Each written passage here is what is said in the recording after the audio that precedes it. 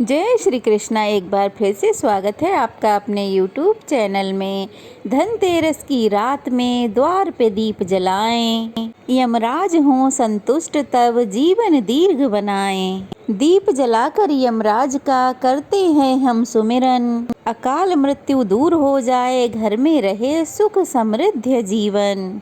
यम दीपक जलाने की परंपरा का महत्व सिर्फ धार्मिक आस्था तक ही सीमित नहीं है, बल्कि ये हमारे जीवन में सकारात्मक ऊर्जा और सुरक्षा का प्रतीक भी होता है। ये दीपक हमारे मनोबल को मजबूत करता है और हमें याद दिलाता है कि मृत्यु एक अनिवार्य सत्य है, लेकिन हम अपनी आस्था और प्रार्थना के माध्यम से अपने और अपने परिवार के सभी सदस्यों की दीर्घायु के साथ ही समृद्धि की रक्षा भी कर सकते हैं। और इस दीपक के माध्यम से हम अपने और अपने परिवारजनों के जीवन की सुरक्षा की प्रार्थना करते हैं, ताकि किसी अनचाही घटना या अकाल मृत्यु का छाया भी हमारे परिवार पर ना पड़े। यम दीपक जलाने की परंपरा का उल्लेख हमारे पुराणों और ग्रंथों में भी मिलता है। ये दीपक यमराज जी को समर्पित होता है, जिनकी कृपा से परिवार में कोई अनहोनी नहीं होती। साथ ही घर के सभी सदस्य निरोगी और दीर्घायु होते हैं। धनतेरस को घर के मुख्य द्वार पर यह दीपक जलाना अनिवार्य माना जाता है, क्योंकि दक्षिण दिशा यमराज जी की दिशा मानी जाती है। ऐसा माना जाता है कि यह दीपक यमराज जी के क्रोध को शांत करता है और अकाल मृत्यु के भय को दूर भगाता है। और जो भी इस दीपक को सच्चे मन से जलाता है, उस पर यमराज जी की विशेष कृपा होती है। यमराज जी जो मृत्यु के देवता हैं, वो इस दीपक के प्रकाश से प्रसन्न होकर परिवार के सभी सदस्यों को दीर्घ आयु और स्वस्थ जीवन का आशीर्वाद प्रदान करते हैं। धनतेरस की रात यम दीपक जलाने से पूरे साल भर परिवार के सदस्यों की अकाल मृत्यु से रक्षा होती है। यम दीपक जलाने के लिए कुछ सावधानियों का पालन करना बहुत जरूरी है। सही तरह से दीपक जलाकर हम न केवल यमराज जी को प्रसन्न करके उनकी कृपा प्राप्त कर सकते हैं, बल्कि इससे हमारे घर का वातावरण भी सकारात्मक और शुभ बन जाता है। तो चलिए आज के वीडियो में जानते हैं यम दीपक किस प्रकार से जलाया जाता है और चौमुखा दीपक ही क्यों जलाना चाहिए, और धनतेरस या फिर नरक चतुर्दशी किस रात को दीपक जलाना ज़्यादा सही रहता है। यम दीपक को आप धनतेरस या नरक चतुर्दशी दोनों ही दिन में से किसी भी दिन जला सकते हैं, लेकिन धनतेरस की रात को यम दीपक जलाना ज़्यादा शुभ माना जाता है। यम दीपक रात के समय ही जलाया जाता है, और ख़ास तौर पर तब जब परिवार के सभी सदस्य घर के अंदर आ चुके हों। घर के सब लोग जब अंदर आ जाएं, तब परिवार की कोई महिला या पुरुष घर के मुख्य द्वार के बाहर यह यम का दीपक जलाते हैं। ध्यान रहे कि ये दीपक रात के समय ही जलाया जाता है। 11-12 भी बज रहे हों तब भी आप ये दीपक जला सकते हैं। दीपक जलाने के लिए एक चौमुखा दीपक तैयार किया जाता है। ध्यान रहे कि ये दीपक पुराना होना चाहिए, नया दीपक इस्तेमाल नहीं करते हैं। अगर आपके पास पुराना चौमुखा मिट्टी का दीपक नहीं है, तो आप जो गोल दीपक हो आपके पास पुराना, उसी में 4 बातियां लगा लें। रुई की बाती बना लें और बाती को इस तरह से लगाएं कि वो चारों दिशाओं में फैल जाए। मतलब ये है कि आपको चौमुखा दीपक बनाना है, और फिर उसको तेल से भर दें और फिर उसमें एक सिक्का डाल दें। घर के अंदर ही आपको यह दीपक जलाना है।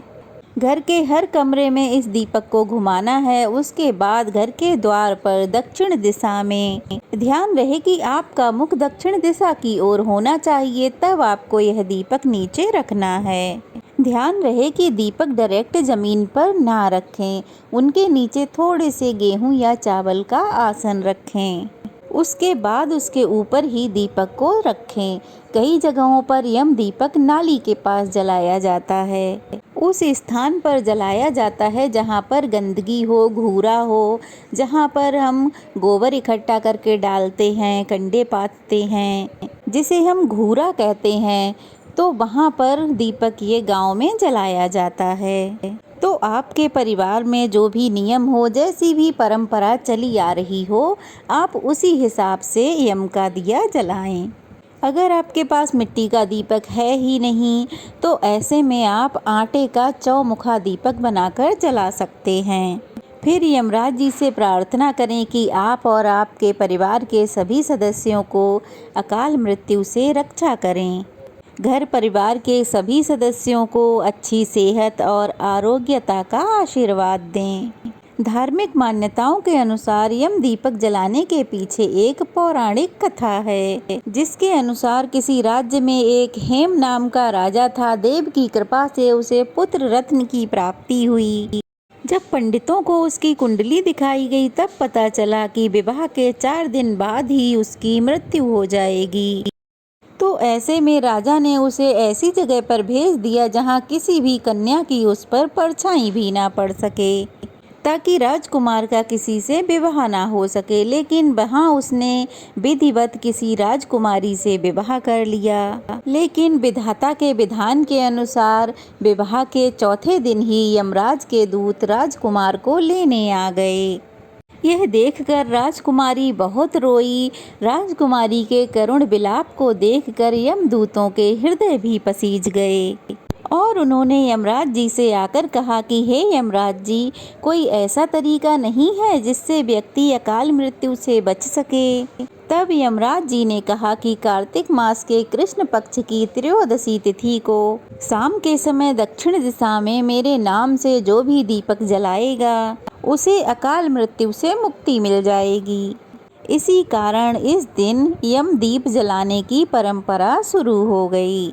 यम दीपक जलाने के बाद जो सबसे खास सावधानी आपको बरतनी है वो ये है, अगले दिन सुबह सवेरे जैसे ही आप उठें, जो यम दीपक आपने जलाया है उसका विसर्जन आपको कर देना है। यम दीप में अगर जली हुई बाती है तो उसके सहित ही आपको अपने घर से दूर उस यम दीपक को विसर्जन कर देना है। खास तौर पर किसी चौराहे आदि जगह पर आपको इसे फेंक देना है। साथ ही आपने उसमें जो 1 का सिक्का डाला है उसे भी आप चौराहे पर ही रख कर आ जाएं। यम दीपक से जुड़ी हुई कोई भी सामग्री आपको घर पे नहीं लानी है। जो आपने अक्षत या कोई भी अनाज दीपक के नीचे रखा था उसे भी आपको चौराहे पर ही डालकर आना है। तो इस तरह से जलाया जाता है यम का दिया और ये सावधानियां बरती जाती हैं। या फिर आपके यहाँ जैसी जो भी परंपरा हो आप उसके हिसाब से यम दीपक जला सकते हैं। तो ये थी आज की वीडियो। कैसी लगी कमेंट बॉक्स में ज़रूर बताइएगा। अच्छी लगी हो तो वीडियो को लाइक करें, शेयर करें, ढेर सारा प्यार और आशीर्वाद दें। नए हैं तो प्लीज़ चैनल को सब्सक्राइब करें। तो चलिए फिर मिलते हैं, तब तक के लिए जय श्री कृष्णा।